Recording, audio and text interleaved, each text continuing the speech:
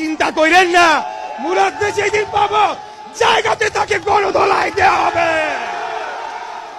আমরা এই দেশে বাস করি, একটা স্বাধীন দেশে বাস করি। আমরা কারো প্রজা না, আমরা কারো দাস না। এই দেশটা কারো বাবার সম্পত্তি না, কারো জমিদারি না, কোন দলের সম্পত্তি না।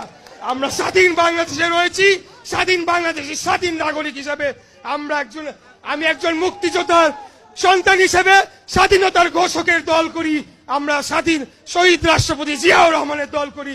আমরা লড়াই করছি, লড়াই করে যাব, প্রয়োজনে জীবন দিব, কিন্তু আত্মসম্মান দিব না, স্বাধীনতা বিসর্জন দিব না। এই বলে আমি আমার বক্তব্য শেষ করছি। বাংলাদেশ জিন্দাবাদ, বাংলাদেশ জাতীয়তাবাদী দল জিন্দাবাদ, শহীদ রাষ্ট্রপতি জিয়াউর রহমান অমর হোক। এখান থেকে স্লোগানের দাবি আসছে, আমরা সেই স্লোগান দিতে রাজি আছি। এই সমাবেশ থেকে কি আমরা মুক্তির আন্দোলনকে চূড়ান্ত পর্যায়ে নিয়ে যাওয়ার জন্য প্রস্তুত আছি? এই